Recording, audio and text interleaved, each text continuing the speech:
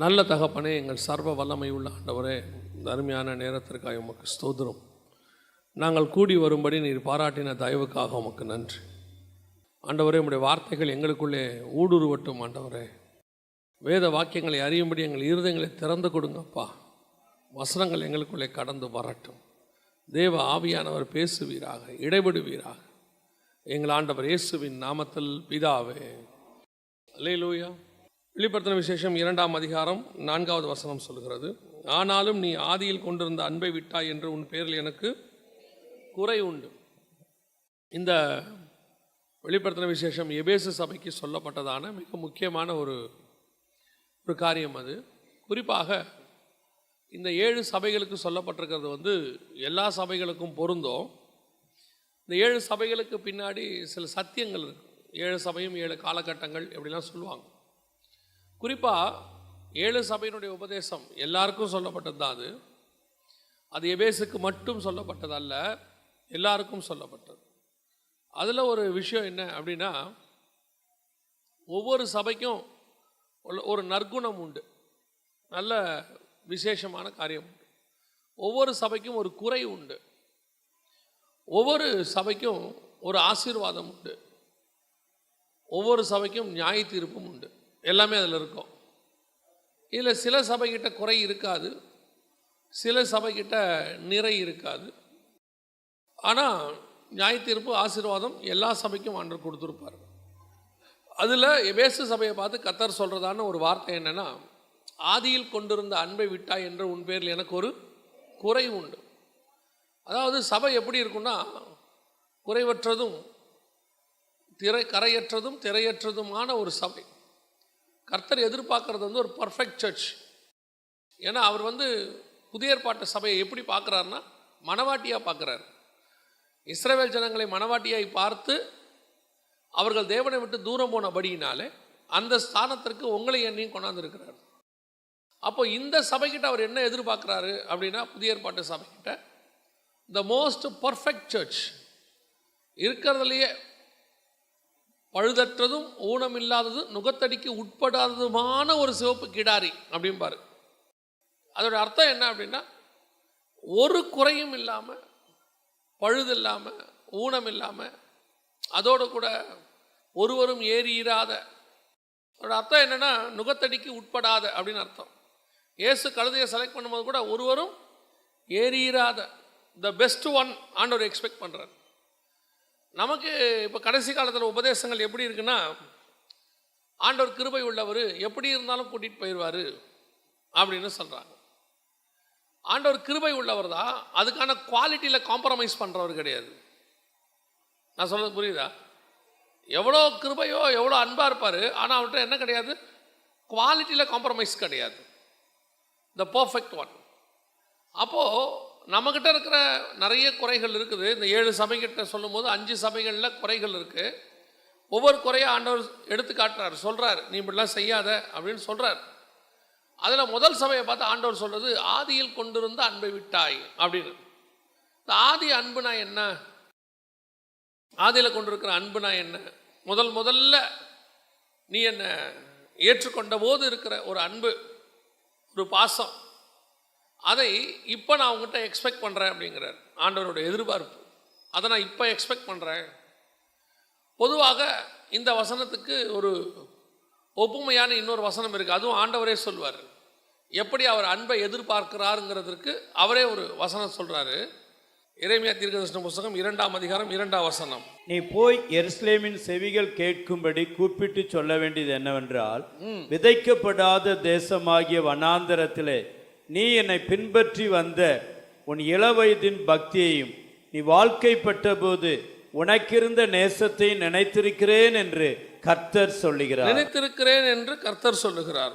நல்லா கவனிங்க, அங்கே 2 முக்கியமான காரியத்தை குறித்து சொல்லப்படுகிறது. ஒன்று, நீ வனாந்தரத்திலே என்னை பின்பற்றி வந்ததான உன் இளவயது பக்தியையும் அப்படின்னு இருக்கு. பொதுவாக இது எதை பற்றி சொல்லப்பட்டிருக்கு, யாரை பற்றினா, 2 பேருக்குமே வனாந்தரம் இருக்குது. உதாரணமாக இஸ்ரவேலருக்கும் இருக்குது, நமக்கும் இருக்குது. இஸ்ரவேலுக்கு கொடுக்கப்பட்டிருக்கிற நியாயப்பிரமாணத்தினுடைய மறைவு என்னன்னு கேட்டிங்கன்னா, புதிய ஏற்பாட்டு சபையினுடைய உபதேசம். உதாரணமாக அங்கே பஸ்கா ஆட்டுக்குட்டி அடிக்கப்படும். இங்கே இயேசு கிறிஸ்து சிலுவையில் அறையப்பட்டார். அங்கே எகிப்திலிருந்து விடுதலையாக்கப்பட்டோம், இங்கே பாவத்திலிருந்து விடுதலையாக்கப்பட்டோம். அதை தாண்டி அவங்க செங்கடல் கூட நடந்து வருவாங்க, அந்த கடல் பிளந்து, அது இங்கே ஒப்புமையான ஞானஸ்தானம். அங்கே மேகத்தினாலும் மேகஸ்தம்பத்தினாலும் அக்கினி ஸ்தம்பத்தினாலும் அவங்க பாதுகாக்கப்படுவாங்க. இங்கே ஆவினாலும் அக்கினினாலும் அபிஷேகம் பண்ணப்பட்டோம். அங்கே 3 நாள் பிரயாணம், இங்கே 3ஆம் நாள் உயிர்த்தெழுதல். அங்கே உங்களுக்கு 12 நீரூற்றுகளும் 70 பேரீச்ச மரங்களும், இங்கே 12 அப்போஸ்தலர்களும் 70 சீஷர்களும். இப்படி ரெண்டும் கரெக்டாக இருக்கும். கானானுக்கு வர வரைக்கும், பரலோகத்துக்கு போகிற வரைக்கும் இருக்கும். வழியில் நடக்கிற கண்மலை அடிக்கப்படுறது, அதில் தண்ணி வர்றது எல்லாமே புதிய ஏற்பாட்டினுடைய ஒரு ஒப்புமை. அதுக்குள்ளே மறைந்து இருக்கும், அதை நம்ம தியானித்து படிக்கணும். அதே மாதிரி தான் அவர்கள் வனாந்தரத்தில் கடந்து வந்த பாதை. அதாவது நீங்கள் விடுதலையாக்கப்பட்டு கானானுக்குள்ளே பிரவேசிக்கும் போது நடுவில் என்ன வரும்? ஒரு வனாந்தரம் வரும். அந்த வனாந்தரத்தில் நீ என்னை பின்பற்றி வந்ததான உன் இளவயது பக்தியையும் அப்படிங்கிறார். பொதுவாக நமக்கு வனாந்தரத்தில் ஆண்டவரை எப்படி பின்பற்றுகிறோம்? இந்த கடைசி ஜென்ரேஷனில், இந்த காலகட்டத்தில் வனாந்தரம் என்பது விரும்பத்தகாத ஒரு பகுதியாக இருக்கிறது, அல்லது விரும்பத்தகாத ஒரு ஏரியா. வனாந்தரத்துக்கு நான் போக மாட்டேன். எங்களுக்கு நாங்கள் இந்த ஊழியத்துக்கு ஆரம்பிக்கிறதுக்கு முன்னாடி, நான் சொல்கிறது ஒரு 19 வருஷத்துக்கு முன்னாடி, அல்லது ஆண்டவரை ஏற்றுக்கொண்டது 30 வருஷத்துக்கு முன்னாடி, எங்களுக்கு சொல்லிக் கொடுத்த ஊழியர்கள் அவர்கள் கடந்து வந்த பாதையெல்லாம் உபத்திரவமும் வனாந்தரத்தின் பாதையை கடந்து தான் அவங்க பாலும் தேனும் ஓடுகிற இடத்துக்கு வந்தாங்க. ஆசீர்வாதமான ஊழியங்களுக்கு நேராக வந்தாங்க. ஆனால் இன்னைக்கு என்ன உபதேசம்? உனக்கு வனாந்தரமே இல்லை, உபத்திரவமே கிடையாது, உனக்கு எல்லாமே ஆசீர்வாதம் தான். அதுக்கு அந்த உபதேசத்துக்கு நிறைய பேர் இருக்குது. கிருபை உபதேசம், கிரேஸ் டாக்டரின், ஹைப்பர் கிரேஸு, சூப்பர் கிரேஸு, இப்படி நிறையா இருக்குது, ப்ராஸ்பரிட்டி அப்படின்லாம் சொல்கிறாங்க. ஆனால் இதை இன்னைக்கு பேசுகிற ஆட்கள் அத்தனை பேருமே ஒரு காலத்தில் வனாந்தரத்தை கடந்து வந்தவங்க தான். இவங்கெல்லாம் வனாந்தரத்தை கடந்துட்டு இன்னைக்கு ஒரு ஆசீர்வாதமான இடத்துக்கு வந்துட்டு ஜனங்களை மிஸ்கைட் பண்ணுறாங்க. உங்களுக்கு பிரச்சனையே இல்லை, நாங்கள் இது தெரியாமல் போயிட்டோம், எங்களுக்கு வனாந்தரமே கிடையாது அப்படிங்கிறாங்க. வேதாகமத்தில் ஆபிரகாமில் ஆரம்பித்து பவுல் வரைக்கும் வனாந்தரத்தை கடக்காத பரிசுத்தவான்களே கிடையாது. அத்தனை பேரும் ஏதாவது ஒரு இடத்தில் ஒரு வனாந்தரத்தை கடந்திருப்பார்கள். ஆபிரகாம் வனாந்தரத்தில் பிரயாணம் பண்ணினார். ஈசாக்கு விதைச்சார் போய் கேராரூரில்.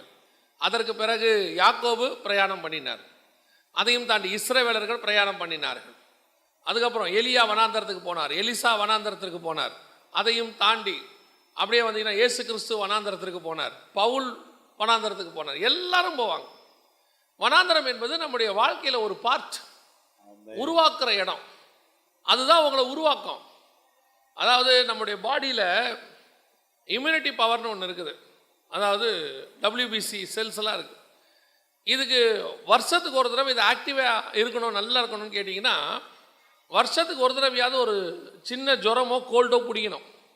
பிடிச்சா தான் இது என்ன ஆகும்? திருப்பி ஆக்டிவேட் ஆகி நல்ல பிரிஸ்காக இருக்கும். இதுக்கு அப்படி ஒரு வேலையை நீங்கள் கொடுக்காட்டி உங்கள் ஹியூமன் பவர் அப்படியே குறைஞ்சிரும் பாடியில். வெளிப்படையாக சொல்லணும்னா, இராணுவ வீரர்களாக இருக்கிறாங்க, சண்டையே போடாமல் இருந்தால் என்ன ஆகிடுவாங்க?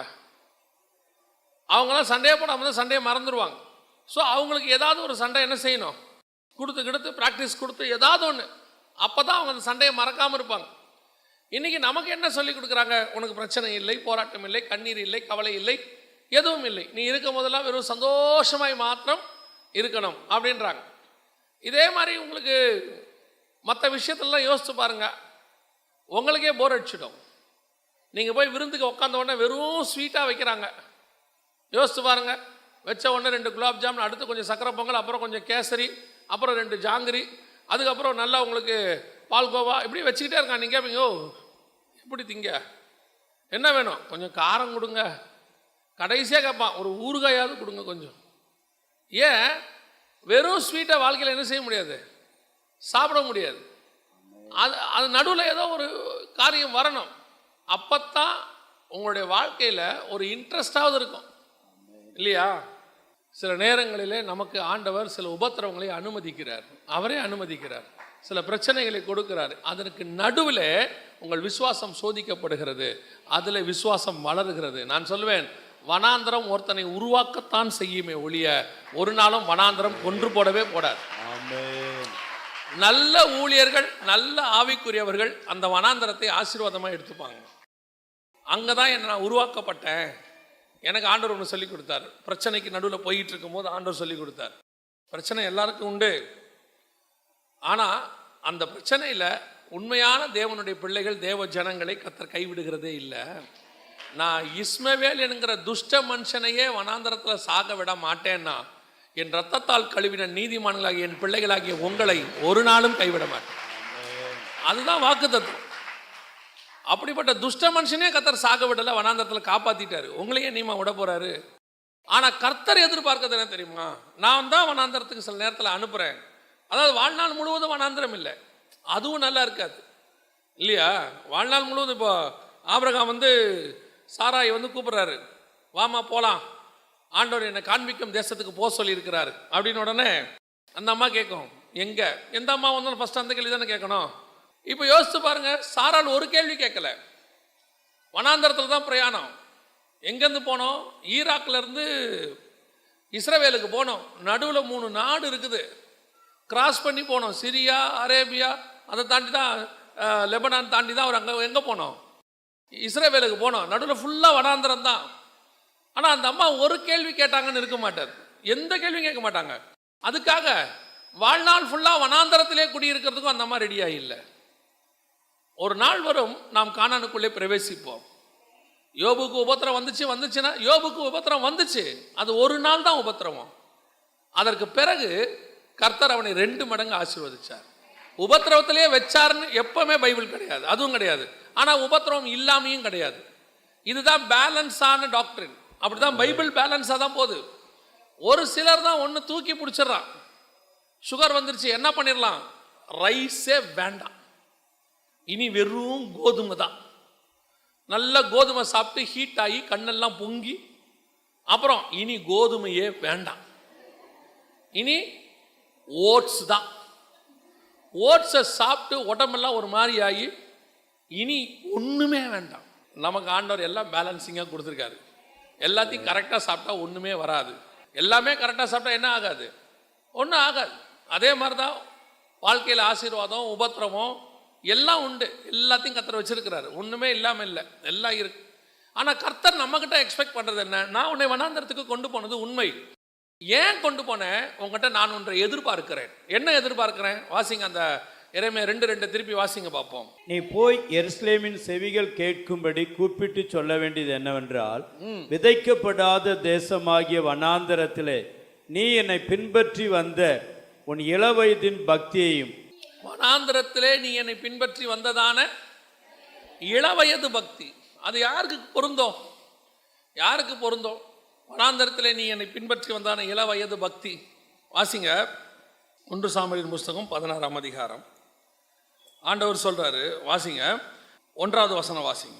கர்த்தர் சாமுவேலை நோக்கி, இஸ்ரவேலின் மேல் ராஜாவா இராதபடிக்கு நான் புறக்கணித்து தள்ளின சவுலுக்காக நீ எந்த மட்டும் துக்கித்து கொண்டிருப்பாய். போதும், கவனிங்க. இப்போ ஆண்டவர், இந்த சம்பவம் நம்ம எல்லாருக்கும் தெரியும், இந்த சம்பவம் நம்ம அத்தனை பேருக்கும் தெரியும்.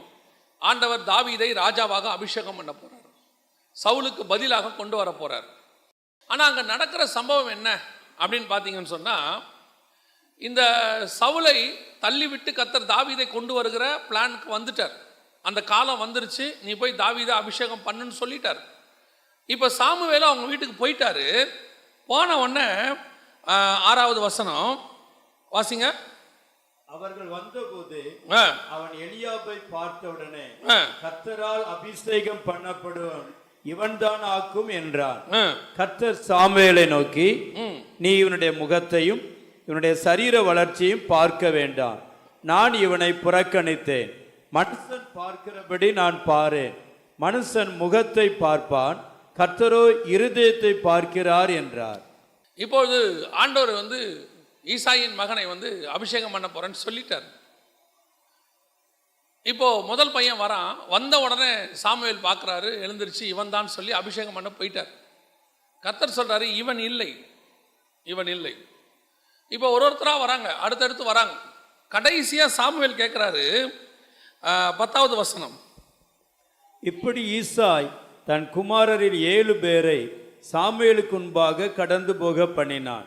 பின்பு சாமுவேல் ஈசாயை பார்த்து, கர்த்தர் இவர்களில் ஒருவனையும் தெரிந்து கொள்ளவில்லை என்று சொல்லி, உன் பிள்ளைகள் இவ்வளவுதானா என்று ஈசாயை கேட்டான்.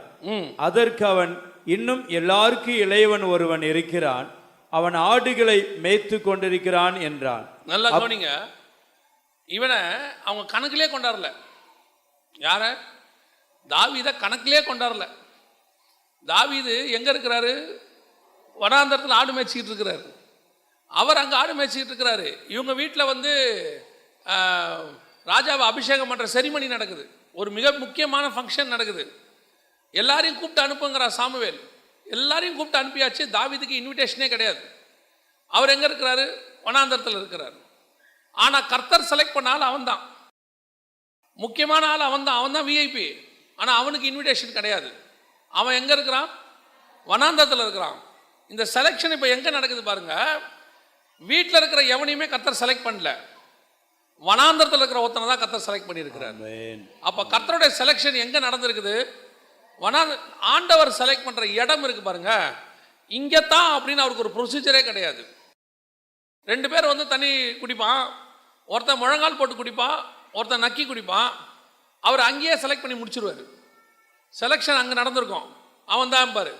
அப்புறம் வயிற்றுலேயே செலக்ட் பண்ணிடுவார். ரெண்டு பேர் முட்டி மோதுவாங்க, அங்கேயே செலக்ட் பண்ணிடுவார். மூத்தவன் இளையவனை சேவிப்பான், அங்கேயே சொல்லிடுவார். அவர் எங்கே எப்படி செலக்ட் பண்ணுறாரு நமக்கு தெரியாது. ஆனால் செலெக்ஷன் கர்த்தர் நம்மளை பண்ணுறதுக்கு ஒரு இடத்துல வச்சுருப்பார். அந்த இடத்துல நீ உண்மையாக வேலை செஞ்சுக்கிட்டே இருக்கணும், அதான் ரொம்ப முக்கியம். இவங்க எல்லாம் கவர்மெண்ட் ஜாபு, எல்லாரும் சவுலுடைய இராணுவத்தில் வேலை செஞ்சுக்கிட்டு இருக்கிறாங்க. ஆனால் இவனுக்கு வனாந்தரத்தில் வேலை. என்ன வேலை? ஆடு மேய்க்கிற வேலை. ஆனால் என்ன நடக்குது? கர்த்தர் அவனை பார்த்துக்கிட்டே இருக்கிறார். அங்கே வனாந்தரத்தில் நீ என்ன பண்ணிட்டு இருக்கிற, வனாந்தரத்தில் நீ எப்படி ஃபாலோ பண்ணுற, அந்த வனாந்தரம் தான் உன்னுடைய செலெக்ஷன் பாயிண்ட். உன்னை கர்த்தர் தேர்ந்தெடுக்கிறது எங்கே தெரியுமா? உன் உபத்திரவத்துக்கு மத்தியில். உன்னை அங்கே தான் ஆண்டவர் பார்த்துட்டே இருப்பார். ஏன் என்ன ஆண்டவர் இப்போ நடத்திக்கிட்டு இருக்கிறாரு? நம்ம சகோதரர்கள்லாம் நல்லா இருக்கிறானுங்க. பல நேரத்தில் நமக்கு அப்படி தான் தோணும். நம்ம கூட இருக்கிறவங்களாம் நல்லா இருக்கான், எல்லாம் ஆசீர்வாதமாக இருக்கிறான், கவர்மெண்ட் ஜாபில் இருக்கான், நல்லா சம்பாதிக்கிறான். ஏன் நம்ம வீட்டில் இருக்கிறவங்களே ஈசாய் மாதிரி நம்ம ஒதுக்கி வச்சுருப்பாங்க. எதுக்கு லாய்க்கு இல்லை, படிக்கலை, குறைவான சம்பளம், அல்லது நம்ம கல்யாணம் பண்ணி கூட்டிகிட்டு வந்தது கொஞ்சம் வசதி குறைவான இடமா இருக்கும். வீட்டிலையே நமக்கு அந்த பாகுபாடு இருக்கும். கொஞ்சம் அப்படியே ஒதுக்கி வச்சுருப்பாங்க. நம்மளை ஒரு பொருட்டாக நினைக்க மாட்டாங்க, எதுக்கும் கூப்பிடவே மாட்டான்.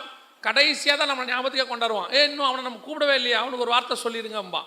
எல்லாருக்கும் இன்விடேஷன் கொடுப்பான், நமக்கு ஃபோனில் பேசுவான், வந்துரு கொஞ்சம் அப்படிம்பாங்க. அதுவும் நம்மளை எது கூப்பிடுவான்னா வீட்டு வேலை பார்க்கத்தான் கூப்பிடுவான். பல நேரங்களில் நம்ம வீடுகளில் கூப்பிட்றது எதுக்குன்னா, அவன் வந்தால் நல்லா வேலை பார்ப்பான், அவனுக்கு எல்லாம் தெரியும், அவனை கூப்பிடுங்கம்பா. நம்மளை ஒரு பொருட்டாகவே யோசிக்க மாட்டானுங்க. ஆனால் தேவன் என்ன பண்ணுறாரு? நீ எங்கே உன்னை நான் பிளேஸ்மெண்ட் பண்ணேனோ, நான் தான் உன்னை அந்த வனாந்தரத்தில் வச்சேன்.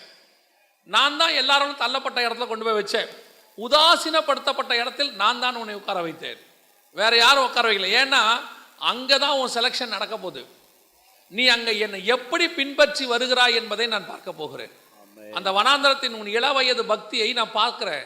நீ அந்த வனாந்தரத்தில் எப்படி என்னை ஃபாலோ பண்ண போற, எப்படி என்னை தெரிஞ்சுக்க போற, அந்த வனாந்தரத்தில் நீ எப்படி எனக்கு உண்மையாக இருக்கிற அப்படிங்கிறத செலக்ட் பண்ணுறதுக்கு ஆண்டவர் கொண்டு போகிற இடம் தான் வனாந்தரம். அதுதான் செலெக்ஷன் பாயிண்ட். மோசே மலைக்கு மேலே இருக்கிறாரு, அவர் ஆண்டவரோட சந்தோஷமாக இருக்கிறார் 40 நாள். அவருக்கு ஒரு பிரச்சனையும் இல்லை, உபாசம் இருக்கிறாரு, ஆனால் ஆண்டவரோடு இருக்கிறாரு. கீழே இஸ்ரவேல் ஜனங்க சந்தோஷமாக இருக்கிறாங்க, குசித்து குடித்து விளையாடி சந்தோஷமாக இருக்கிறாங்க. அவன் ஒரு பக்கம் சந்தோஷமாக இருக்கான் உலக பிரகாரமாக, இன்னொரு பக்கம் ஸ்பிரிச்சுவலி சந்தோஷமாக இருக்கிறான். மேலே ரெண்டு பேருக்கு நடுவில் ஒருத்தன் இருக்கிறான். யாரு?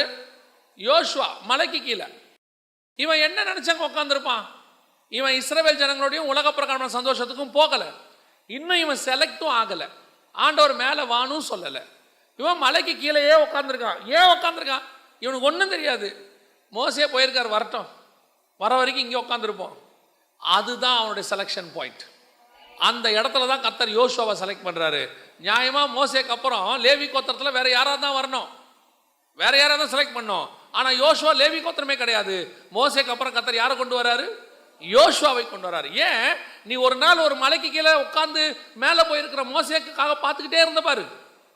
இவனுங்கெல்லாம் புசித்து குடித்து சந்தோஷமா கல்யாணம் பண்ணிட்டு இருக்கும் போது நீ எந்த சந்தோஷமும் வேணாம், எனக்கு எதுவும் தேவையில்லை, மேலே போயிருக்கிற மோசே கீழே வந்தா போதுன்னு உட்கார்ந்திருந்த பாரு.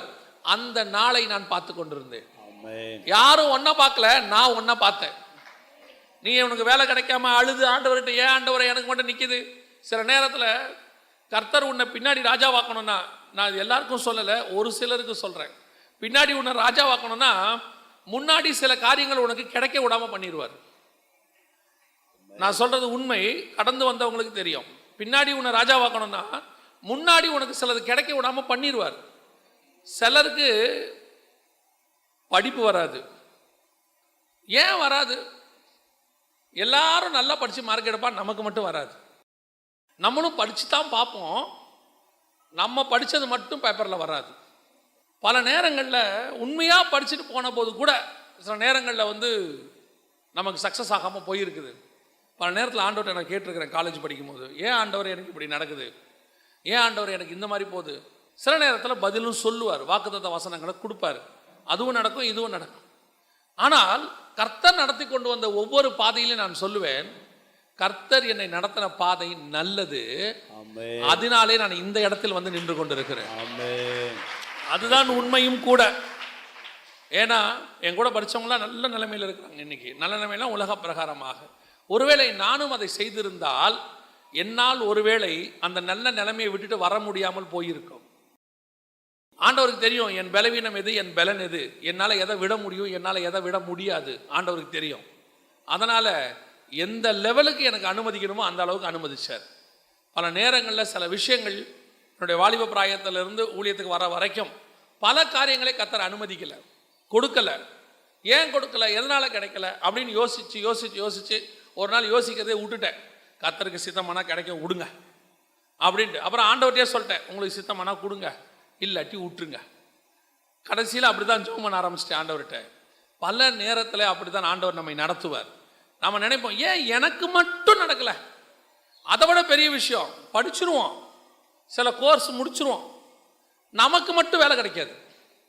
நம்மளை விட குறைவானவனுக்கு கிடைக்கும். நம்ம சொல்லி அவன் போவான், அவனுக்கு கிடைக்கும், நமக்கு கிடைக்காது. ஏன் நடக்குது தெரியாது. பல நேரத்தில் நமக்கு போய் நிற்போம், நமக்கு இல்லை சாரும்பான். ஆனால் அதை விட குறைவான குவாலிஃபிகேஷன் ஒருத்தன் வருவான், அவனை வச்சுப்பான். அவன் நம்மக்கிட்ட சொல்லுவான், நீ அதுக்கு போலியா, அந்த வேலையை எனக்கு கட்சி செய்யும்பான். ஏன் நடக்குது? பல நேரத்தில் கர்த்தர் உனக்கு எல்லா கதவுகளையும் அடைப்பார். ஏன் தெரியுமா? அவர் திறந்து வச்சிருக்கிற ஒரு கதவு வழியாக தான் நீ போகணும். அந்த ஒரு கதவு திறக்கணும்னா எல்லா கதவும் மூடிடுவார். நாம நினைச்சுப்போம் எல்லா கதவும் திறந்திருக்கோம், எல்லா பக்கமும் போயிடலாம், உடனே இன்னைக்கு கிளம்பி நாளைக்கு கிளம்பி நம்ம துபாய் போயிடலாம், நாளன்னைக்கு கிளம்பி சவுதி போயிடலாம், அமெரிக்காவில் கூப்பிடுறாங்க, யூகேல கூப்பிடு, நீ எங்கே வேணா போங்க, உங்களுக்கு கிடைக்கவே கிடைக்காது. கர்த்தர் உன்னை எங்கே நியமிச்சாரோ அங்கே தான் போக முடியும். அந்த இடம் தான் அது. தூத்துக்குடியில் நீ ஊழியக்காரன் ஆகணும்னா நீ தூத்துக்குடியில் தான் ஊழியக்காரன் ஆக முடியும். அமெரிக்கா போகிறதுக்கு உனக்கு குவாலிஃபிகேஷன் இருந்தாலும் கிடைக்காது. நான் சொல்கிறது நிஜம். கர்த்தர் ஆபிரகாம் லிங்கனை பிரசிடென்ட் ஆக்கணும்னு முடிவு பண்ணிட்டாரு, அமெரிக்காவுக்கு ஜனாதிபதி ஆக்கணும்னு முடிவு பண்ணிட்டாரு. ஆபிரகாம் லிங்கம் அதுக்கு முன்னாடி எதெல்லாம் நின்னாரோ எலெக்ஷனில், சாதாரண எலெக்ஷன்லேருந்து அத்தனையிலும் தோத்துட்டார். ஒன்றில் கூட ஜெயிக்கல. அவர் லைஃப்பில் ஒரு எலெக்ஷனில் அவர் ஜெயிச்சதே கிடையாது. அவர் ஜெயிச்சது ஒரே ஒரு எலெக்ஷன் தான், அது பிரசிடென்ட் எலெக்ஷன், அமெரிக்க ஜனாதிபதி. அதோடு அவர் கதை முடிஞ்சு. கர்த்தர் உனக்கு ஒன்று கொடுக்கணும்னு முடிவு பண்ணிட்டார்னா அதுக்கு கீழே இருக்கிற எதையும் தரமாட்டார். அது கர்த்தர் நியமிச்சு வச்சது. அப்போ நாம் அந்த கடந்து போகிறோம் பாருங்க, நமக்கு கிடைக்கிற வரைக்கும் அதுதான் வனாந்தரத்தின் பாதை. ஏன் எனக்கு மட்டும் நடக்கலை, எனக்கு மட்டும் கிடைக்கல, அக்கா தங்கச்சிங்கள எல்லாருக்கும் நல்லா செஞ்சாங்க, என்னை மட்டும் வஞ்சித்தாங்க. ஆமாம், உன்னை மட்டும்தான் வஞ்சித்தாங்க. ஏன்? நீ கர்த்தரால் ஆசீர்வதிக்கப்படணும், கர்த்தர் உனக்கு தகப்பனா இருந்து செய்யணும். அப்பதான் நீ வாழ்நாளெல்லாம் சொல்லுவ, என் தேவனாகிய கர்த்தர் ஒருவரே என்னோடு கூட இருந்தார், வேற யாருமே இல்லைன்னு சொல்லுவ. அதுக்கு தான் கர்த்தர் உனக்கு கிடைக்க விடாம பண்ணார். நம்ம என்ன பண்ணிட்டு இருக்கிறோம்? எல்லாரும் மேலேயும் கோவம், அப்பா மேல கோவம், அம்மா மேல கோவம், அண்ணன் மேல கோவம், நீங்க எல்லாம் என்ன வஞ்சித்துட்டீங்க, கொடுக்காம போயிட்டீங்க. ஆமா, அவன் அப்படி பண்ண வச்சதே ஆண்டவர் தான். ஏன்? உனக்கு கொடுக்க தகுதி உலகத்துல கர்த்தருக்கு மட்டும் இருக்கு, அவர் நியமித்த ஆட்களுக்கு மட்டும் இருக்கு, அவரே கொண்டு தருவார். ஆரம்பத்துல கர்த்தர் உடைச்சி உடைச்சி உடைச்சி உடைச்சி இப்ப யார் வந்தாலும் இது கிடைக்காது, இது ஆவாது, அப்படி மனசுல ஆகி போச்சு. ஏன்? நமக்கு மேல ஒருத்தர் இருக்கிறார், அவர் உள்ள பார்க்கிறவர். உள்ள பார்த்தாலே வெளியே நிறுத்திடுறாரு, உள்ள கிடைக்கும் நினைச்சாலே வெளியே ஸ்டாப் பண்ணிடுவார். ஒரு பெரிய ஊழியக்காரர் அவருடைய புத்தகத்தில் எழுதியிருக்கிறார். அவர் வந்து விசுவாசத்துக்கு பேர் போனவர், தன் பையனுக்கே விசுவாசம் பேர் வச்சிருக்கிறார். அந்த மாதிரி விசுவாச வீரன் அவர் ஒரு தடவை அவருடைய புக்கில் எழுதியிருக்கிறார். அவர் சொல்கிறாரு, ஒருத்தர் மாதம் அவருக்கு ஆஃபரிங் அனுப்புவார். 1ஆம் தேதியான கரெக்டாக ஆஃபரிங் வந்துடும். இவருக்கு தொடர்ந்து ஒரு 5-6 மாதம் வர ஆரம்பித்த உடனே அடுத்த 1ஆம் தேதி வரப்போது இவருக்கு ஒரு தேவை வருது. நாளைக்கு அந்த பணம் காலையில் வரும், அந்த பணத்தை வச்சு இந்த பிரச்சனையை சால்வ் பண்ணிடலாம் அப்படின்னு சொல்லிட்டு காலையிலே எழுந்திரிச்சு குளித்து நல்லா நீட்டாக ஒயிட் அண்ட் ஒயிட் போட்டு வாசலில் 9:30 மணிக்கு வர போஸ்ட்மேனுக்கு 7 மணிக்கே உட்காந்துட்டார். பார்த்துக்கிட்டே இருக்கிறாரு. 9:30 மணி வரைக்கும் போஸ்ட்மேன் வரல. 9:30 மணிக்கு போஸ்ட்மேன் வந்தார். வந்த உடனே இவர்கிட்ட வந்த உடனே இவர் பேனாவோடு உட்காந்துருக்காரு. கையெழுத்தை போட்டு வாங்கி வேலையை முடிச்சிருவோன்னு வந்தார். வணக்கம் சார்ன்ட்டு போயிட்டார். இவர் போட வர கூப்பிட்றாரு, இங்கே வாங்க, நமக்கு ஏதாவது வந்திருக்குமே. வரல சார். நல்லா பாருங்க. நல்லா பார்த்தாச்சு, வரவே இல்லை. இவருக்கு ரொம்ப சோர்ந்து போயிட்டார். இவருக்கு தேவை. அப்போ ஆண்டவர் சொன்னாராம், உன்னுடைய பார்வை என்னை நோக்கி மட்டும்தான் இருக்கணும். நான் தான் அதெல்லாம் அனுப்பினேன். எப்போ உன் பார்வை அது மேலே போச்சோ நான் நிறுத்திடுவேன். நீ எப்போவுமே என் மேலே தான் இருக்கணும். வனாந்தரத்தில் நீ பின்பற்றும் போது, தேவைகள் வரும்போது உன் இள வயது பக்தி ஆண்டவரை நோக்கித்தான் இருக்க வேண்டுமே ஒழிய ஒரு நாளும் உன்னுடைய பார்வை சுற்றி இருக்கிற மனுஷனை நோக்கி இருக்கவே கூடாது. எலியாவை நோக்கி எலிசா பார்க்கணும். எலியா சொல்றான், நான் எடுத்துக்கொள்ளப்படுவதை நீ பார்த்தால் உனக்கு 2 மடங்கு ஆசீர்வாதம். கரெக்டா எலிசா பார்க்கறான், 2 மடங்கு ஆசீர்வாதம் கிடைச்சிருச்சு. இப்போ எலிசா கிட்ட ஒரு வேலைக்காரன் இருக்கிறான். அவனுக்கு பேர் என்னது? கேயாசி. இப்போ ஒருவேளை எலிசா கிட்ட அவன் உண்மையா இருந்திருந்தால் எலிசா சொல்லியிருப்பான், நான் சாகும்போது நீ என்னை பார்த்துக்கிட்டே இருக்கணும். பார்த்தா உனக்கு என்ன கிடைக்கும்? 4 மடங்கு கிடைக்கும். ஏன்னா ஏற்கனவே எங்கிட்ட எத்தனை இருக்கு? 2. இப்போ 4 கிடைக்கும். ஆனால் கேயாசி ஒரே ஒரு தடவை எலிசாவுக்கு பதிலாக எலிசா கிட்ட வந்த நாகமானை பார்த்தான். அவன் பார்வை எலிசா மேலேருந்து நாகமான் பக்கம் திரும்பிச்சு. மொத்த ஆசீர்வாதமும் போச்சு. அதுக்கு பதிலாக குஷ்டம் வந்துருச்சு. நம்முடைய பார்வை எப்பவுமே தேவன் மேல மட்டும்தான் இருக்கணும். நம்மை சுத்தி ஆசீர்வாதங்கள் வரும், ஆட்களை அனுப்புவார், கர்த்தர் கொடுப்பார். எது வந்தாலும் என் பார்வை கர்த்தர் மேல மட்டும்தான் இருக்கும். அதுதான் நான் வனாந்தரத்தில் அவரை பின்பற்றுகிறதான இளவயது பக்தி. நான் என்ன சொன்னாலும் ஆண்டவர் தவிர வேற யாரையும் பார்க்க மாட்டேன். அதுதான். இப்போ தாவீதை கூப்பிட்டு அனுப்ப சொல்றாங்க, கூப்பிட்டு அனுப்புறாங்க. எனக்கு அதுல ரொம்ப பிடிச்ச ஒரு விஷயம், தாவீது வருவாரு. ஆண்டவர் சொல்ற வார்த்தைகளை பாருங்களேன். 12வது வசனம், 16-12 வாசிங்க. ஆள் அனுப்பி அவனை அழைப்பித்தான். அவன் சிவந்த மேனியும் அழகிய கண்களும் நல்ல ரூபமுள்ளவனுமாய் இருந்தான். அப்பொழுது கர்த்தர், இவன்தான், நீ எழுந்து இவனை அபிஷேகம் பண்ணு என்றார். இவன்தான், அதுல ரொம்ப முக்கியமான வார்த்தை, இவன்தான் நீ எழுந்து. அப்படின்னா என்ன அர்த்தம்? முதல் பையன் வரும்போது ஆண்டவர் சொல்லவே இல்லை. இவரே எங்க போயிட்டாரு? அபிஷேகம் பண்ண போயிட்டாரு. வசனம் சொல்லுது, அவன் வந்தபோது எலியாவை பார்த்த உடனே கர்த்தரால் அபிஷேகம் பண்ணப்படுவன் இவன் தானாக்கும் என்றான். அவனை பார்த்த உடனே ஃபிக்ஸ் பண்ணிட்டான், இவன் தான். ஆனா தாவீது வரும்போது இவர் என்ன பண்றாரு? உட்காந்துக்கிட்டே இருக்கிறாரு. இவனா? சின்ன பயலால இருக்கான், இவனையா செலக்ட் பண்ணி இருக்கிறாரு? கர்த்தர் சொல்றாரு, இவன் தான், நீ எழுந்து அபிஷேகம் பண்ண. அவனை உட்காந்துருக்காத, எழுந்துரு. சில நேரத்தில் கர்த்தருடைய அபிஷேகம் பண்ணப்பட்ட ஊழியக்காரர்களுக்கு கூட உன் மேன்மை தெரியாது, உன்னை கர்த்தர் வச்சிருக்கிற ஸ்தானம் தெரியாது. வெளிப்பிரகாரமாய் உன்னை பார்ப்பார்கள், நீ லாய்க்கு இல்லை அப்படிம்பாங்க. பல நேரத்தில் சில ஊழியக்காரங்கிட்ட இருக்கிற பிரச்சனை என்ன அப்படின்னா, யாராவது வந்து ஐயா பிரைஸ்லாடியா சோத்திரை அப்படின்னா அவன் நல்லவன். அவன் பாட்டுன்னு வருவான், கடைசியாக உட்காந்துருப்பான், ஜோம் பண்ணுவார், கூட்டம் முடிஞ்சவொடனே எழுந்திரிச்சு போயிடுவார். அவரை பார்த்தா இவருக்கு பிடிக்காது. அவர் சொல்வார், அவர் திமிர் பிடிச்சவர், பிரைஸ்லாடு கூட சொல்ல மாட்டார், வந்தா போயிடுவார் அப்படின்னு. ஆனால் உண்மையிலேயே அவன்தான் கர்த்தரோடு கூட நெருங்கி இருக்கிறவன். இவன் இருக்காமல, ஐயா நீங்க இருந்தா நானும் இருப்பையா, நீங்க செத்தா நானும் செத்துருவையா, உங்களுக்காக தான் ஐயா இந்த ஜீவனே. இவன் தான் முதல் குழி தோன்றவன், ஃபஸ்ட்டு குழி தோன்றவன் இவன் தான். இந்த நல்லா உங்களை நேசிக்கிறவன் ஒரு நாளும் அவன் வாயை திறந்து சொல்ல மாட்டான் உங்கள் மேலே ரொம்ப அன்பாக இருக்கேன். மனைவி என்னைக்காவது சொல்லி பார்த்துருக்கீங்களா? மனைவி உங்ககிட்ட சொல்லி பார்த்துருக்கீங்களா? உள்ளே நுழைஞ்சவொடனே நான் உங்கள் மேலே எவ்வளோ பாசமாக இருக்கேன்னு தெரியுமா? அதெல்லாம் ஒன்லி சீரியலில் அது மட்டும்தான் நடக்கும். அந்த வசனத்தை வாசிங்க, எரேமியா 2:2 வாசிங்க பார்ப்போம். நீ போய் எருசலேமின் செவிகள் கேட்கும்படி கூப்பிட்டு சொல்ல வேண்டியது என்னவென்றால், விதைக்கப்படாத தேசமாகிய வனாந்தரத்திலே நீ என்னை பின்பற்றி வந்த உன் இளவயதின் பக்தியையும் நீ வாழ்க்கைப்பட்ட போது உனக்கிருந்த நேசத்தை நினைத்திருக்கிறேன் என்று கர்த்தர் சொல்லுகிறார். அது என்ன வாழ்க்கைப்பட்ட போது இருந்த நேசம்? எவ்வளோ அழகா சொல்றார் பாருங்க ஆண்டவர்.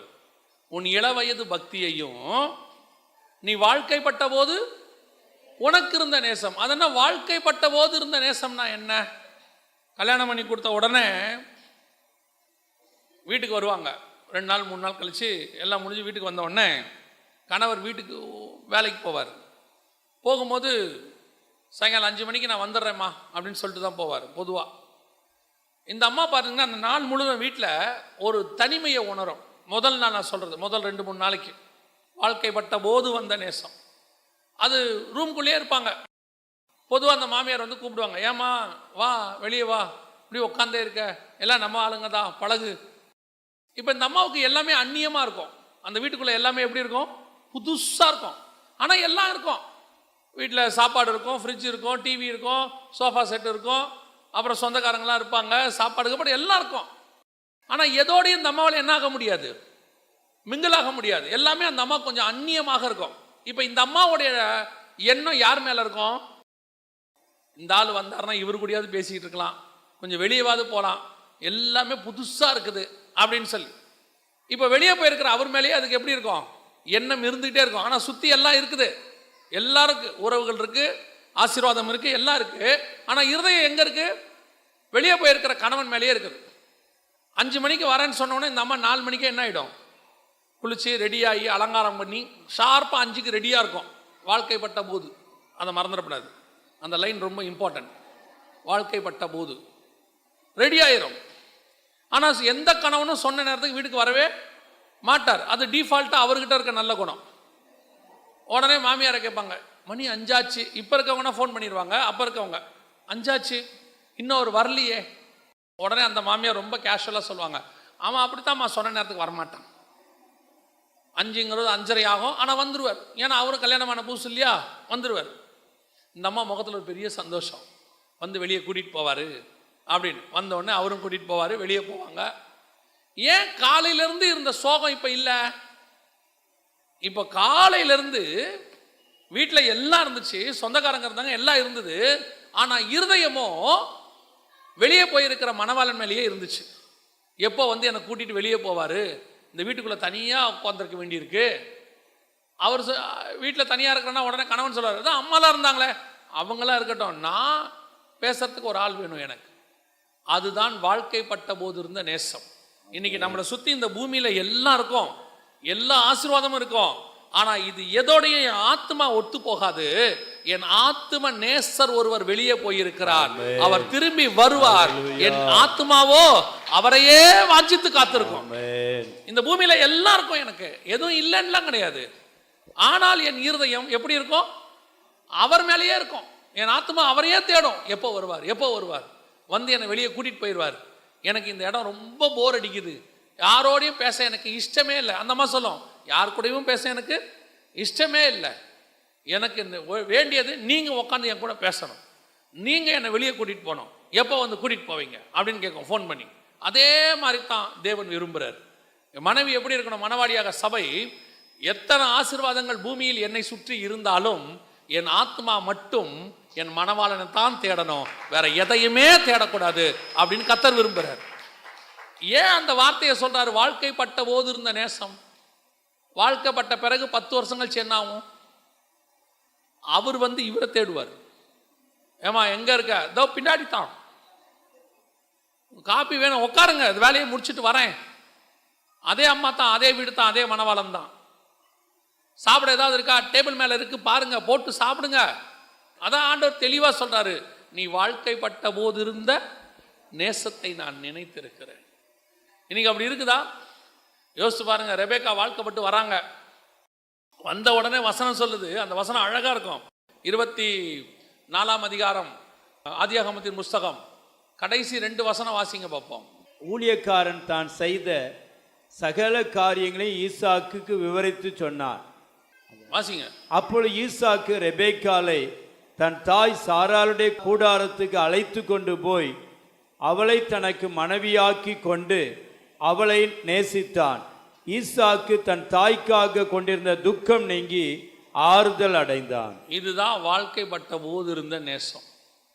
என்ன நேசம்? அந்த அம்மா வீட்டுக்குள்ள வந்துச்சு, ஈசாக்குடைய தாயினுடைய சோகம் நீங்கி அவன் என்னவானா ஆறுதல் அடைந்தான். அவன் தாயின் சோகம் ரொம்ப பெருசு.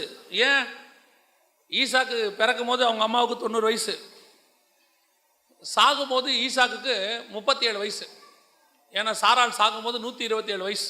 அப்போ ஈசாக்குக்கு 37 வயசு. கல்யாணம் ஆகும்போது 40 வயசு. 3 வருஷம் அவங்க அம்மாவுடைய சோகம் அவனுக்கு இருந்திருக்குது. சாதாரண இல்லை, 3 வருஷம் அம்மாவுடைய சோகம். ஏன்னு சொன்னால் அந்த அம்மாவுக்கு இவன் தான் உயிர், இவன் தான் உலகம். இவனுக்காக அந்த அம்மா என்ன வேணாலும் செய்யும். வேலைக்காரமாக விரட்டும், எல்லாத்தையும் மாற்றும், மொத்தத்தையும் கொடுத்துரும். ஒரே பையன், அதுவும் கடைசியாக பிறந்தவன், ஒரே பையன், கடைசி காலத்தில் பிறந்தவன். அவ்வளவு பாசத்தை ஊட்டி வளர்த்து 37 வயசு வரைக்கும் அன்பா வளர்த்துருக்கு. அதனால தான் அவனால் அடுத்த 3 வருஷத்துக்கு அவங்க அம்மாவுடைய சோகத்தை என்ன பண்ண முடியல, மறக்கவே முடியல. அதுதான் தாயினுடைய அன்பு. ஆனால் ரெபேக்காள் விஷயத்தை நல்லா கவனிச்சு பாருங்க. அந்த அம்மா உள்ளே வந்துச்சு, தன் தாயின் சோகம் நீங்கி ஆறுதல் அடைந்தான். அதுதான் வாழ்க்கைப்பட்ட போது இருந்த நேசம். நான் எவ்வளவு துக்கத்தில் இருந்தாலும் என் துக்கத்தை மாற்றுகிற ஆறுதல் உன் கையில் இருந்துச்சு. ஆண்டவருக்கு இந்த பூமியை உண்டாக்கி ஆதாம் காலத்திலிருந்து சபை உருவாகிற வரைக்கும் 4000 வருஷம் மனுஷனை பார்த்து பார்த்து பார்த்து ஆண்டவர் வந்து ஃபெடப் ஆயிட்டார்.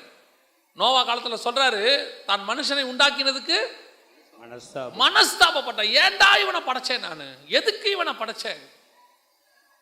சவுலை ராஜாவாக்கினதுக்கு கர்த்தர் மனஸ்தாபப்பட்டார். எதுக்கு இப்படி பண்ண? இஸ்ரவேலை தேவன் தூர்த்து போட்டார். அந்த அளவுக்கு வேதனைப்படுத்திட்டாங்க. 4000 வருஷம் அவருக்கு இருந்த சோகத்தை 3.5 வருஷத்தில் இயேசு கிறிஸ்து ரத்தம் சிந்தி சம்பாதித்த புதிய ஏற்பாட்டு சபை அவருக்கு ஆறுதலாய் மாறியது. இந்த சபை புறஜாதி தேசத்திலிருந்து மணவாளனை சந்திக்க வருது. இதை பார்த்தோன்னா அவருக்கு ஒரு பெரிய ஆறுதல். இத்தனை வருஷம் நான் காத்திருந்த ஒரு கூட்டம், நான் எப்படிப்பட்ட ஜனங்களை விரும்பினேனோ, என்னை நேசிக்கிற ஒரு கூட்டத்தை நான் விரும்பினேன். இஸ்ரவேல் ஜனங்களுக்கு எல்லா காரியத்தையும் கர்த்தர் செய்தார். எல்லா அவங்களுக்கு தேவையானதெல்லாம் செஞ்சார். அவர்களோ அவருக்கு விரோதமாய் முறுமுறுப்பார்கள், முறுமுறுப்பாங்க, தேவனுக்கு விரோதமா பேசுவாங்க. கர்த்தர் அப்படியே ஃபெட்டப் ஆயிட்டார். அவர் எதிர்பார்க்கிறாரு, என் இருதயத்துக்கு ஏற்ற ஒரு மனுஷன் எனக்கு வேணும். அவர் கேட்கிறாரு எரேமியால, நீங்கள் என்னை விட்டு போவதற்கு நான் உங்களுக்கு என்ன தீங்கு செய்தேன்? அந்த கூட்டத்தை தள்ளிட்டு, இஸ்ரவேலுங்கிற கூட்டத்தை தள்ளிட்டு உன்னை என்னையும் கர்த்தர் கொண்டாந்துருக்கிறார். கர்த்தருடைய எதிர்பார்ப்பு என்ன தெரியுமா? அந்த 4000 வருஷத்தின் சோகத்தையும் எனக்கு ஆறுதலாய் மாற்றக்கூடிய ஒரு கூட்டம் எனக்கு வேணும், ஒரு சபை வேணும். அந்த சபை நீங்களும் நானும் தான். இன்னைக்கு நம்ம அப்படி இருக்கிறோமா? கர்த்தர் செலக்ட் பண்ணியிருக்கிறார், உங்களை என்ன செலக்ட் பண்ணியிருக்கிறாரு, ரத்தம் சிந்தி செலக்ட் பண்ணியிருக்கிறாரு. அதுதான் நீ வாழ்க்கைப்பட்ட போது இருந்த நேசம். நீ வந்தினா அந்த இடத்துல ஆறுதல் வந்துடணும். நீ வந்தினா கர்த்தருக்கு ஆறுதல் வரணும். கர்த்தருக்கு ஆறுதல் வரணும்னா முதல்ல நீ வரும்போது யாருக்கிட்ட ஆறுதல் வரணும்? மனுஷங்கிட்ட. காண்கிற சகோதரத்தில் அன்பு கூறாவிட்டால் காணாத தேவனிடத்தில் அன்பு கூறுவது எப்படி? ஒரு மருமக வீட்டுக்குள்ள வருதுன்னா மாமியார் பயப்படுது, ஆனா அண்ணம்மா தான் பார்க்குது. பொண்ணு பார்க்கறது யாரு? மாமனாரும் மாமியாரும் தான் பார்க்குறாங்க. பார்த்து கல்யாணம் பண்ற வரைக்கும் எல்லாம் சந்தோஷம். கல்யாணமான அன்னைக்கு மாமியாருக்கு பயம் வந்துடுது. இவ நம்ம கூடாரத்தை காலி பண்ணிடுவாளோ, நம்மளை அனுப்பி விட்டுருவாளோ, துரத்தி விட்டுருவாளோ. ஈசாக்குக்கு இருந்த ஒரே ப்ளஸ் பாயிண்ட் என்னன்னா, கூடாரத்தில் மாமியார் இல்லை. இந்த அம்மா வந்து உக்காந்துக்குச்சு. இப்போ ஒரு கூடாரத்துக்குள்ள 2 பேர் இருக்க வேண்டியிருக்கு. மாமியாரும் இருக்க வேண்டியிருக்கு, மருமகளும் இருக்க வேண்டியிருக்கு. இப்ப இருக்க ஈசாக்கு என்ன பண்ணிடுறான்னா, அவன் வெளியிலே தியானம் பண்ணும்படி போயிருந்தான்னு கிளம்பி போயிடுறான். வீட்டுக்கே வரமாட்டான் பாதி பேர். உள்ள ரெபேக்காலும் சாரெல்லாம் அடிச்சுக்குது. கடைசியில் ஊழியக்காரன் வந்து சால்வ் பண்ண வேண்டியிருக்கு. கேட்டு பாருங்க, இப்போ இருக்கிறவங்கள அவ சரியில்லை, குடும்பத்தை பிரிக்க வந்துட்டான், குடும்பத்தை நாசமாக இல்லைங்க. கர்த்தர் நம்மளை கொண்டு வரும்போது ஆறுதலை தான் கொண்டு வந்திருக்கிறார். வரவங்களுக்கும் தெரியணும், அங்கே இருக்கிறவங்களுக்கும் தெரியணும், கர்த்தர் என் மகனுக்கோ என் மகளுக்கோ ஒரு மகனையோ மருமகளையோ கொண்டு வராருன்னா என் குடும்பத்தை கட்டதான் கொண்டு வராளே ஒழிய, வருகிறவள் எனக்கு ஆறுதலாகத்தான் வருகிறாளே ஒழிய அவள் என் குடும்பத்தை ஒழிக்க வரலன்னு நீங்க நம்பணும். நீங்க உங்க விசுவாசமே எப்படி இருக்கு தெரியுமா? ஆளே பார்க்கவே சரியில்லையே, இவ எப்படி விரட்டி விடுவாளோ, ஆமா விரட்டுவா. ஏன்னா அவன் விசுவாசம் அப்படி. பேசும்போதே எப்படி பேசுறது, அவ ரொம்ப அழுத்தமா இருக்கு, பேச்செல்லாம் ரொம்ப கோபமா இருக்கு. இல்ல, விசுவாசமா இருங்க. அவ வர்றது என் குடும்பத்தை கட்டத்தான் வர்றா, என் குடும்பத்தை இடிக்க வரல. எனக்கு அப்புறம் என் சந்ததி என் பையன் வழியா இருக்கிறதுக்கு கர்த்தர் எங்களுக்கு ஒரு ஆசீர்வாதத்தை கொடுத்துருக்கிறாரு அப்படிங்கிற எண்ணம் இருக்கணும். நீங்க யோசிக்கும் போதே தப்பா யோசிக்கிறீங்க. அடுத்து வரவங்களுக்கும் சொல்றேன், நீங்க ஒரு வீட்டுக்கு போறது அந்த வீட்டுக்கு ஆறுதல் கொடுக்கத்தானே ஒழிய அந்த வீட்டுக்குள்ள இருக்கிற ஆளை வெளியே கூட்டு வரதுக்கு இல்லை. சிலதெல்லாம் இருக்கு, எல்லாரும் அப்படி சொல்ல முடியாது, ஒரு சிலதெல்லாம் இருக்கு, அது போகும்போதே மைண்டோட தான் போகுது. நான் என்னால் எல்லாரோடையும் சேர்ந்து இருக்க முடியாது, என் சுபாவமே தனியாக இருக்குது, அதுக்கு நீ வனாந்தரத்துக்கு தான் போகணும், தனியாக போயிட வேண்டியதுதான். அப்பா அம்மாவோட சேர்ந்துருக்க முடியும், அண்ணன் தம்பியோட சேர்ந்துருக்க முடியும், ஆனால் எங்கே சேர்ந்துருக்க முடியாது, மாமனார் மாமியாரோட சேர்ந்துருக்க முடியாது. கர்த்தர் பார்க்குறாரு, நீ ஆறுதல் கொடுப்பேன்னு நினச்சி தான் உன்னையே நான் உருவாக்குனேன். நீ இருக்கிற 2 பேருக்கே என்னவா இல்லை, ஆறுதலா இல்லை. உன்னை சுற்றி மொத்தமே 4 பேர் தான், அந்த 4 பேருக்கே நீ ஆறுதலா இல்லை, அப்புறம் எப்படி கர்த்தருக்கு ஆறுதலா இருப்பீங்க? உங்க வீட்டில் ஆறுதல் இல்லை என்றால் சபையிலும் ஆறுதல் இருக்காது. ஏன்? வீட்டில் இருக்கிற பிரச்சனை சபையில் பிரதிபலிக்கும். இங்கே வந்து பாஸ்டர்கிட்ட கேட்டுக்கிட்டு இருப்பீங்க, பாஸ்டர் எங்களுக்கு இவ்வளோ பிரச்சனை, சமாதானம் பண்ணுங்க, பஞ்சாயத்து பண்ணுங்க. ஏன் நடக்குது? ஏன் வர்றது ஆறுதலா வரல. ஆண்டவர் எதிர்பார்க்கிறார், நீ வாழ்க்கைப்பட்ட போது உனக்கு இருந்த நேசத்தையும் நான் நினைத்திருக்கிறேன். நீ உள்ளே வரும்போது ஆறுதல் வரணும், நீ உள்ளே வரும்போது ஆசீர்வாதம் வரணும். அப்படித்தான் நீங்களும் நானும் பரலோகத்தில் நுழையும் போது பரலோகம் நினைக்கும், எனக்கு ஆறுதல் கொடுக்க ஒரு கூட்டம் மேலே வருகிறது, என் மணவாளனுக்கு ஏற்ற மணவாட்டி மேலே வருகிறது. இதெல்லாம் யார் தெரியுமா? ஆறுதல் கொடுக்குறவங்க. அப்படிப்பட்டவங்க தான் போகவும் செய்வீங்க. நல்லா பார்த்துங்க, மாமியாரையும் மாமனாரையும் விரட்டி ஓல்டேஜ் ஹோமில் விட்டுட்டு கணவனோட சந்தோஷமா இருந்துட்டு வரும்போது அப்படியே மறுரூபமாகி போயிடலான்னு நினைக்கவே நினைக்காதியா, சான்ஸே இல்லை. காண்கிற மாமியாருக்கிட்ட அன்பு கூற முடியாத நீ காணாத தேவனிடத்தில் எப்படி அன்பு கூறுவ? எப்படி கூற முடியும்? அந்த ஒரு 70 வயசு 80 வயசு அந்த அம்மாவுக்கு சாப்பாடு போட முடியாத நீ, ஆனால் சர்ச்சில் பாருங்க எல்லா வேலையும் இழுத்து போட்டு செய்யும். பார்க்குறவளா சொல்லுவான், அந்த சிஸ்டர் ரொம்ப நல்ல சிஸ்டர், சர்ச்சில் எல்லா வேலையும் இழுத்து போட்டு செய்வாங்க. ஆனால் மாமியாருக்கு மட்டும் ஒரு டம்ளர் காபி போட்டு கொடுக்காது. இன்னைக்கு ஆண்டவர் நினைக்கிறாரு, உன் சுபாவத்தை பார்க்குறாரு. நீ வேணா சர்ச்சை ஏமாத்திடலாம், ஊழியக்காரனை ஏமாத்திடலாம், ஏன் சில நேரத்தில் கணவனை கூட ஏமாத்திடலாம், ஆனால் கர்த்தரை ஏமாற்ற முடியாது. நியாய தீர்ப்பு கர்த்தர் கருத்தில் இருக்குது. அவர் எல்லாத்தையும் பார்த்துக்கிட்டே இருக்கிறாரு. இது மாமியாருக்கும் பொருந்தும், மருமானருக்கும் பொருந்தும், கணவனுக்கும் பொருந்தும். கர்த்தர் ஒன்றை பார்த்துக்கிட்டே இருக்கிறாரு. அந்த பொண்ணு ஏதோ வருது, அதால் முடிஞ்சதை செய்யுது, பாவம், அதுக்கு 25 வயசு தானே ஆகுது, முடிஞ்சதை செய்யுது. இந்த அம்மா குறை சொல்லிக்கிட்டே இருக்கிறது. சிலதெல்லாம் வீட்டுக்குள்ளே வந்தாலே குழப்பம், சண்டை, பிரச்சனை, போராட்டம். ஆனால் வசனம் சொல்லுது, நீ ஒரு வீட்டுக்குள்ளே வந்தீங்கன்னா ஆறுதல் வரணும். அந்த வீட்டுக்கு ஆறுதல் கொடுப்பதுக்கு தான் கர்த்தர் உன்னை அனுப்பி வச்சிருக்கிறார். ஏன் உன்னை சிரியால உருவாக்கின ரெபேக்காளை கொண்டு வந்து கானானுக்குள்ள நுழைக்கிறாரு? இவனுக்கு தேவையான ஆறுதல் அங்கே இருக்கு. அதை கொண்டு வந்து கர்த்தர் 3 வருஷம் அவனுடைய சோகத்தை நீக்கக்கூடியவளாக ரெபேக்காள் உள்ளே நுழைந்தார். பாருங்க, அதுக்கப்புறம் அவங்க அம்மாவுடைய நேசத்தை மறந்துட்டான். அந்த அளவுக்கு ரெபேக்காளுடைய நேசம் இருந்து. இன்னைக்கு நாம எப்படி இருக்கிறோம்? கர்த்தருக்கு 4000 வருஷம் சோகம் இருக்கு. ஆதாம உண்டாக்கின போது அவருக்கு இருந்த துக்கம் இருக்கு. நோவா காலத்துல துக்கம் இருக்கு, சவுல் காலத்துல துக்கம் இருக்கு, இஸ்ரவேல் காலத்துல துக்கம் இருக்கு. அத்தனை துக்கத்தையும் ஆற்றி தேற்றக்கூடிய ஒரே ஒரு மனவாட்டி சபை புதிய ஏற்பாட்டு மனவாட்டி சபை தான். அதுதான் உங்களையும் என்னையும் கர்த்தர் எதிர்பார்க்கிறார். அதான் வசனம் சொல்றது, நீ வாழ்க்கைப்பட்ட போது உனக்கு இருந்த நேசம். நாம செய்யறோமா? ஆண்டவருக்கு முன்னாடி உண்மையா இருக்கிறோமா? ஆண்டவரை தேட ஆரம்பிச்ச காலத்துல இருந்த அன்பு ஆண்டவர் மேல இருக்குதா? யோசித்து பாருங்க. நாம அந்த மாதிரி ஆண்டவரை நேசிக்கிறோமா? உண்மை உள்ளவர்களா இருக்கிறோமா? எல்லாம் அப்படியே ஒரு 10 வருஷம் ஆக ஆக கொஞ்சம் கொஞ்சமா அன்பு குறைஞ்சு போகுது. ஆராதனை 9 மணினா 8:55 வந்துடுவோம். அப்போ வண்டி கூட இருக்காது, நடந்து வருவோம், ஓடி வருவோம், பஸ்ஸை பிடிச்சி வருவோம், வேர்க்க விறுவிறுக்க வருவோம். ஒரு சிலர்லாம் நாங்கள் சொல்கிறோம் எங்கள் காலத்தில் அப்படியே வரும்போது முதல்ல பாய போடுவோம். சிலர் சர்ச்சை க்ளீன் பண்ணுவாங்க. அதெல்லாம் இருந்துச்சு. கர்த்தர் பார்த்தாரு, பா இவ்வளோ அன்பாக இருக்கிறாங்களே, இவங்களுக்கு நம்ம ஏதாவது செய்வோம்னு சொல்லி ஆண்டவர் ஆசீர்வதிச்சு அவங்களுக்கு கொஞ்சம் உயர்வு வண்டி கிண்டியெல்லாம் கொடுத்தாருன்னு வச்சுக்கோங்க. அதுக்கப்புறம் 9 மணி ஆராதனைக்கு 9:15 தான். அவங்க பார்த்தீங்கன்னா காருகர்லாம் வாங்கிட்டாங்கன்னா அவங்க விஐபி விசுவாசி ஆயிடுச்சு. அதுக்கப்புறம் கீழே உட்காராது, அதுக்கப்புறம் சேரில் தான்.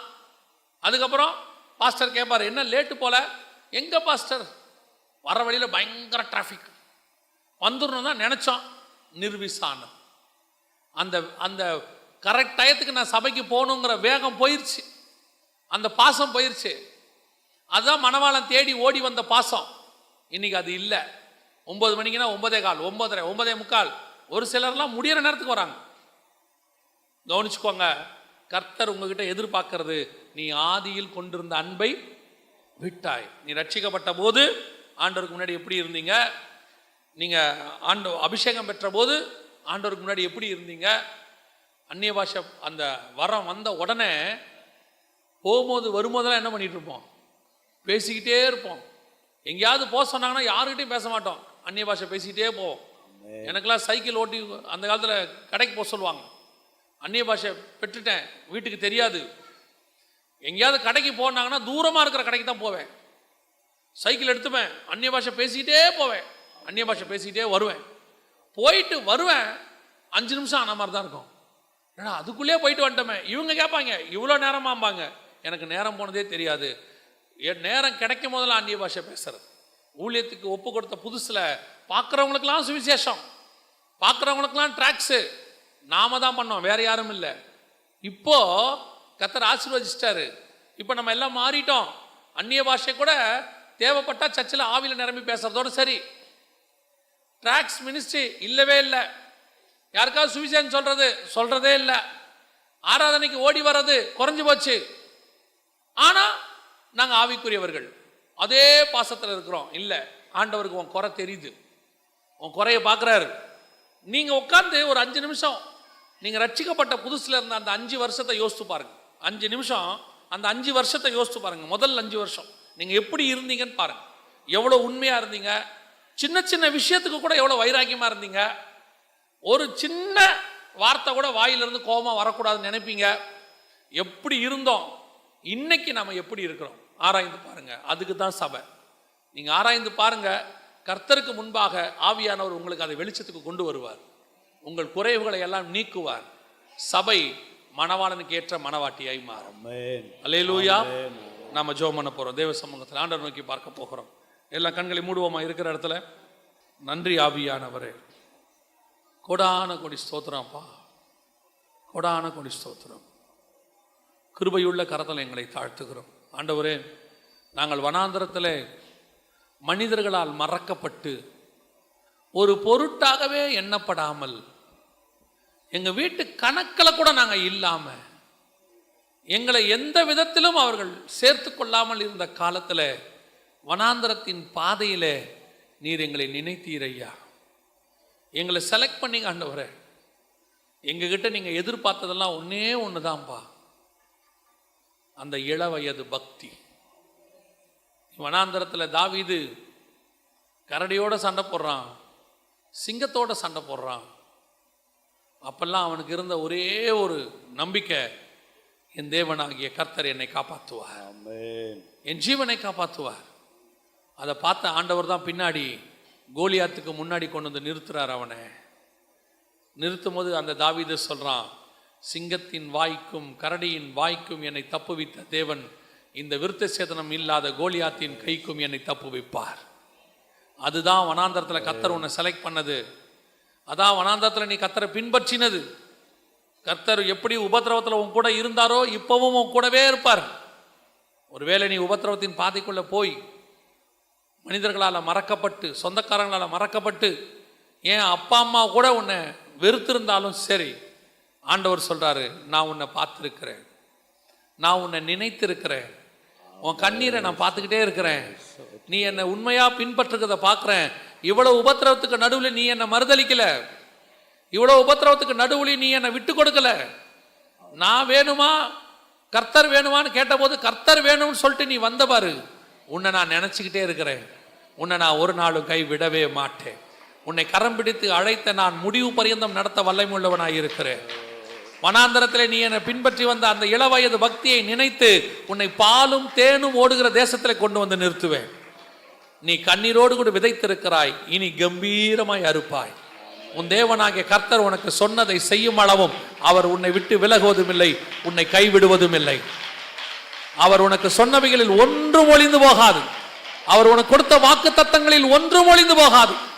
அவைகள் 100% ஆம் என்றும் ஆமேன் என்றும் நடக்கும். காரணம், நீ வனாந்தரத்தில் அவரை பின்பற்றி வந்த உன் இளவயது பக்தியை கர்த்தர் நினைச்சிருக்கிறார். இன்னைக்கு நிறைய பேர் இன்னைக்கு இருக்கிறவங்களுடைய நிலைமையை பார்க்குறாங்க. ஆனா கர்த்தர் உன்னுடைய ஆரம்ப நிலைமையை பார்க்கிறார். இன்னைக்கு நீ வளர்ந்த நிலைமையில் இருக்கிறத பார்க்குறாங்க நிறைய பேர். ஆனா கர்த்தர், நீ ஒண்ணுமே இல்லாத காலத்துல என்ன விசுவாசத்தோடு கோலும் கையுமா என்னை பிடிச்சிட்டு வந்தியே, அதை நான் இன்னும் மறக்கவே இல்லைன்னு ஆண்டவர் சொல்றார். ஆண்டவர் உன்னை நிச்சயம் ஆசீர்வதிப்பார், உன்னை ஒரு நாளும் கை விடவே மாட்டார். நாம ஜெபிக்க போகிறோம் தேவ சமூகத்தில்.